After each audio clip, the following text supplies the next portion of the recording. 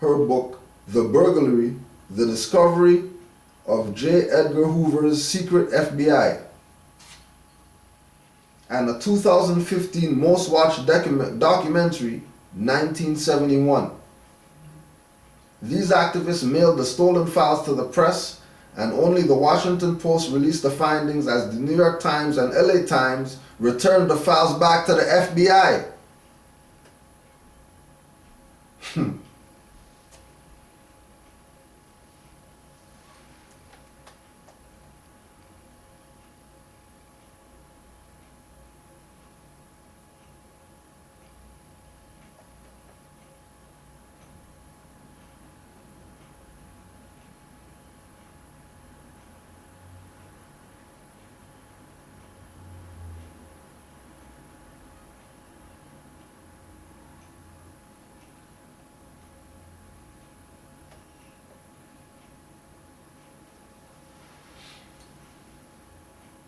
These activists mailed the stolen files to the press, and only the Washington Post released the findings as the New York Times and the LA Times returned the files back to the FBI.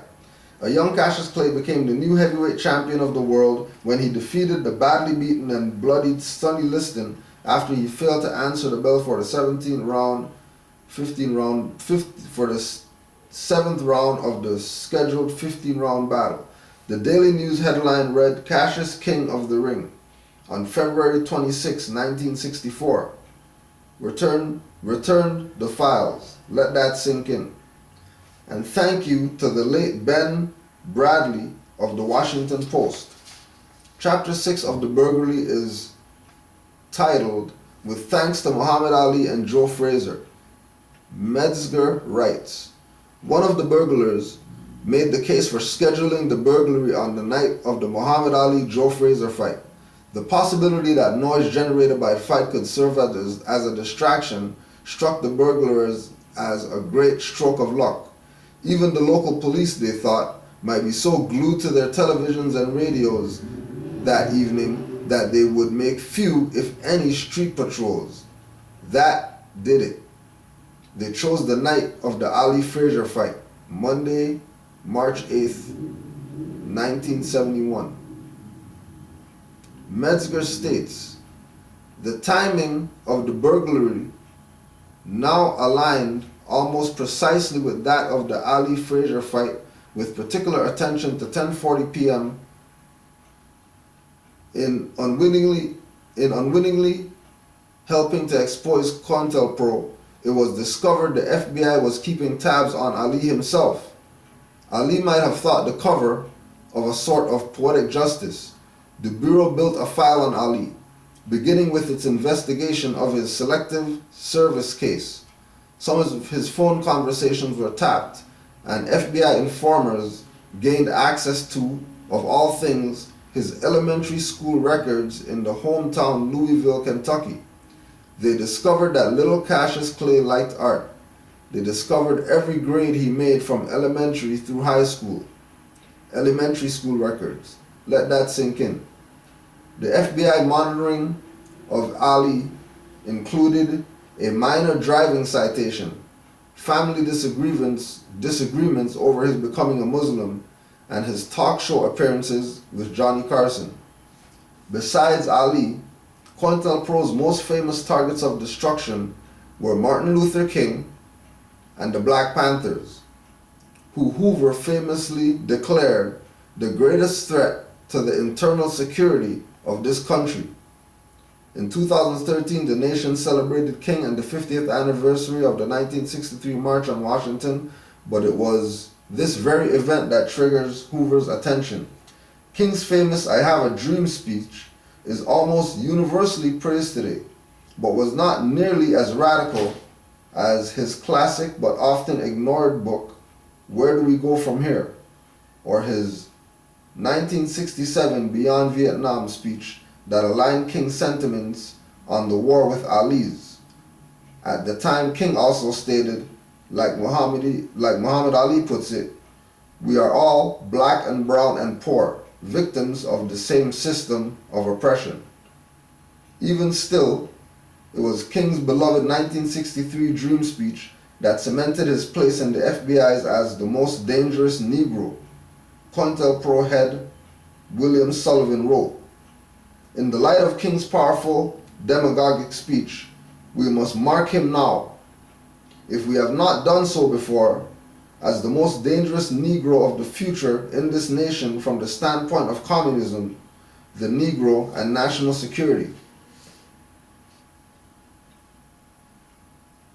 The files revealed that African American citizens, African American, remember, were watched by FBI informers everywhere they went. The corner store, classroom, churches, bookstore, libraries, bars, restaurants.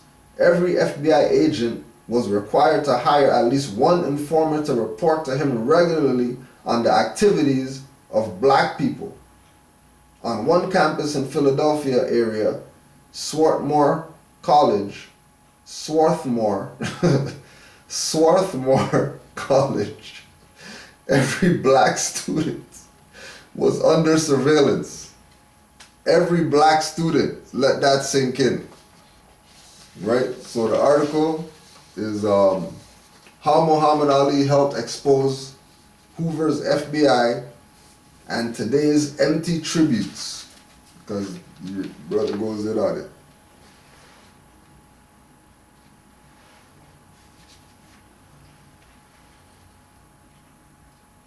Chuck Modiano, Modiano,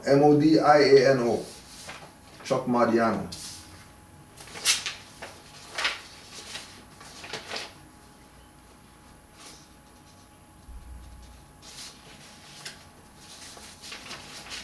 So, watching this movie,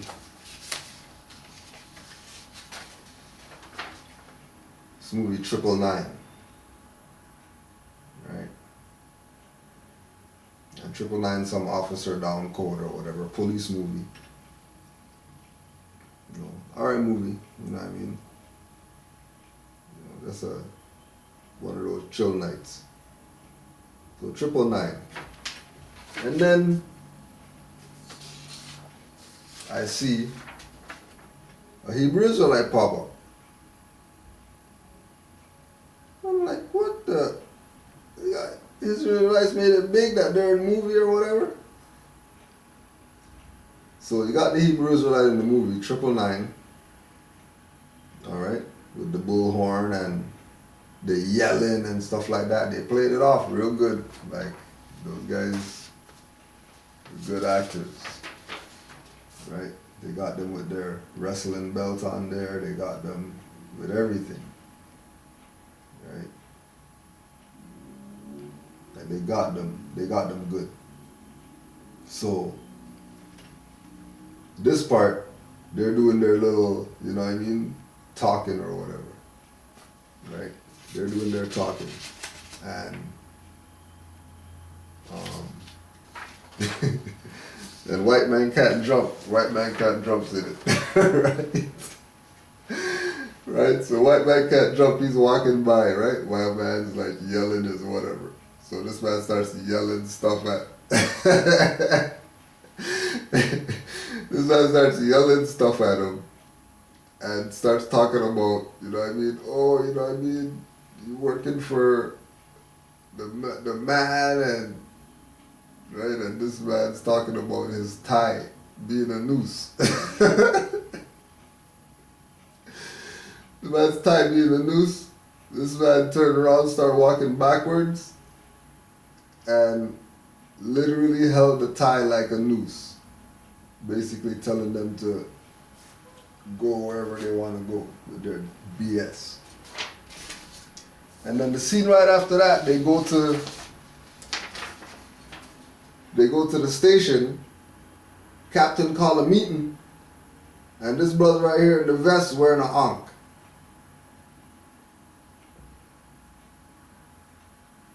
This guy with the vest wearing an ankh.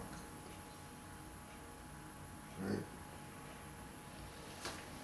But, you know, they're putting out their little whatever, because they just have to. But that was just something, just wanted to put that out there.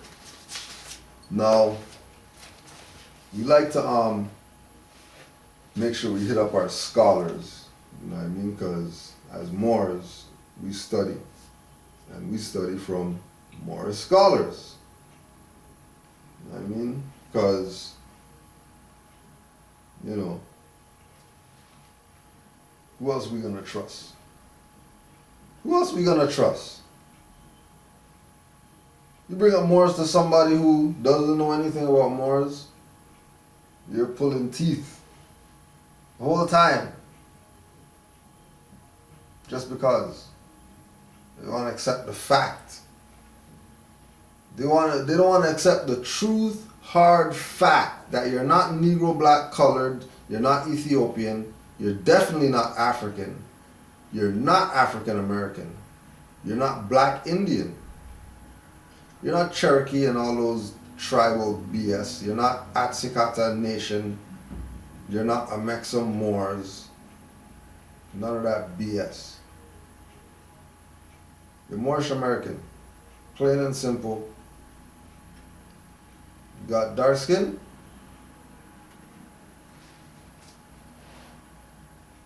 nappy hair, skin looking like copper, burnt copper. You're Moor. Sorry nobody told you. But you're Moor, and you have a birthright. And your birthright is not only Earth, but the universe. How are you going to say that? Because Superman was an L. He's not from here. Doctor Who, the alien, he's not from here. He has fez on though. An alien named L and an alien that came to Earth and chose the fez as his headwear. So you don't want nothing to do with Moor still. Alright. Do your thing. Do your thing. Essien Udom. Oh, by the way, sorry about that. Our fellow children in the New World, by our scholar, good brother, Jose Pimienta Bay. And the scholar teaches in a college right now. He's a scholar. He has students. Not 5 or whatever like that, 25 or something like that. Right? Scholar. Essien Udom's essay is clearly one of the better ones, for unlike Simpson and Lincoln, Essien Udom never argues that Ali's use of the term Moor was historically irrational or inappropriate.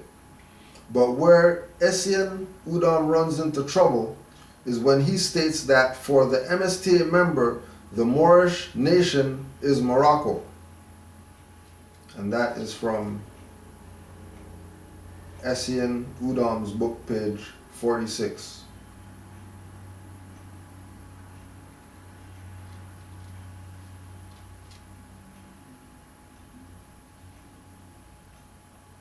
Here he obviously misunderstood the MST's position, but C.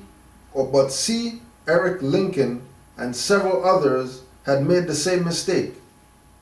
Remember, this is a scholar. In truth, the Morocco is simply viewed as one Moorish nation. More specifically, it is the country which presently stands as one autonomous remnant of the former Moorish imperial dominions.